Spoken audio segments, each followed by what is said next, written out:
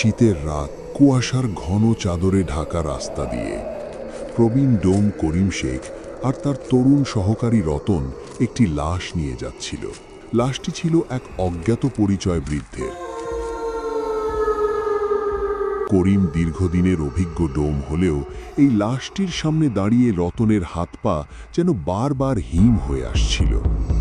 অবাক করার বিষয় হল, মৃত ব্যক্তির মুখে এক অদ্ভুত ক্রূর হাসি লেগেছিল। রতনের মনে হচ্ছিল বন্ধ চোখের আড়ালে লাশটি যেন তাকেই দেখছে। লাশটি যখন ভ্যানে তোলা হচ্ছিল তখন হঠাৎ করেই এক অদ্ভুত ঘটনা ঘটল। রতনের মনে হলো মৃত ব্যক্তির শক্ত হয়ে যাওয়া হাতটা আচমকা তার পা চেপে ধরল। ওরে বাবা, করিম কাকা, লাশটা আমার পা ধরছে। কিন্তু করিম তাকে ধমক দিয়ে শান্ত করল। চুপ কর, এটা তোর মনের ভুল। এইসব ভাবনা মাথা থেকে বের কর। তারা গোরস্থানে পৌঁছাল।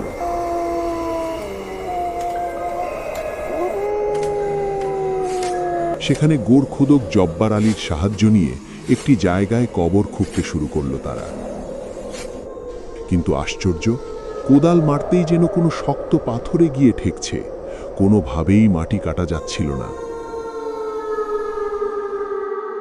জব্বার আলী ভারী কণ্ঠে বললেন, এই মাটি সাধারণ না, লাশটাও সাধারণ কেউ না। চারদিকের বাঁশ বাগান থেকে তখন ভেসে আসছিল এক পিশাচের মতো অট্টহাসি। কোনো মতে অন্য জায়গায় কবর খুঁড়ে দায় সারাভাবে দাফন শেষ করে তারা ফিরে এলো। সেই রাত থেকেই শুরু হলো বিভীষিকা।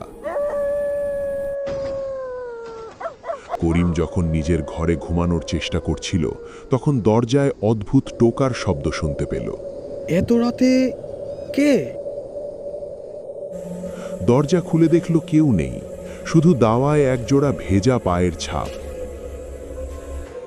হঠাৎ ঘরের কোণ থেকে এক ফিসফিসে গলার আওয়াজ এলো। করিম, আমার জায়গাটা ভুল হয়েছে, আমার কাজ এখনো বাকি। অন্যদিকে রতনের অবস্থা আরও করুণ।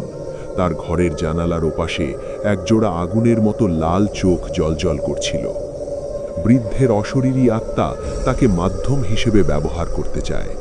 ভয়ে রতন প্রায় জ্ঞান হারিয়ে ফেলল। মাগু, আমাকে ছেড়ে দাও। পরদিন সকালে জব্বার আলী আর করিম বুঝতে পারলেন এই বৃদ্ধ ছিল আসলে এক তান্ত্রিক বা অশুভ সাধক, যার অপূর্ণ সাধনা মেটানোর জন্য সে এই দাফন করা মানুষদেরই বলি দিতে চায়। তারা সিদ্ধান্ত নিলেন আজ রাতেই আবার কবর খুঁড়ে বের করতে হবে সেই রহস্য। ঝড় বৃষ্টির রাতে তারা আবার গোরস্থানে গেলেন। কবর খুঁড়ে বালা খুলতেই সবার রক্ত হিম হয়ে গেল। ভেতরে কোনো লাশ নেই, তার বদলে রাখা আছে একটি লাল কাপড়ে মোড়ানো পুটলি। পুটলিটি খুলতেই পাওয়া গেল মানুষের চুল, শুকনো রক্তে আঁকা নকশা আর একটি প্রাচীন রূপার আংটি। ঠিক সেই সময় অন্ধকারের ভেতর থেকে সেই বৃদ্ধের বীভৎস ছায়া বেরিয়ে এলো। তার মুখ দিয়ে লালা ঝরছে, চোখ দুটো আগুনের গোলার মতো। সে চিৎকার করে বলল, আমার আংটিটা আমায় দিয়ে দে, ওটা আমার সাধনার প্রাণ। জব্বার আলী চিৎকার করে বললেন, করিম, আংটিটা আগুনে ফেলো। করিম কালক্ষেপণ না করে মশাল জ্বালিয়ে আংটিটি আগুনের লেলিহান শিখায় ছুঁড়ে মারল। সাথে সাথে এক গগন বিদারী আর্তনাদে পুরো গোরস্থান কেঁপে উঠল। আগুনের শিখার সাথে মিশে সেই অশুভ আত্মা মুহূর্তেই ছাই হয়ে বাতাসে বিলিয়ে গেল। পরদিন পৃথিবী আবার স্বাভাবিক হয়ে উঠল। রতনের সব ভয় কেটে গেল। তবে করিম শেখ আর জব্বার আলী বুঝতে পারলেন, পৃথিবী যেমন সাদা তেমনি তার আড়ালে অনেক কালো সত্যও লুকিয়ে থাকে। সব মৃত্যু কেবল শেষ নয়, কিছু মৃত্যু হয় নতুন কোনো বিপদের শুরু।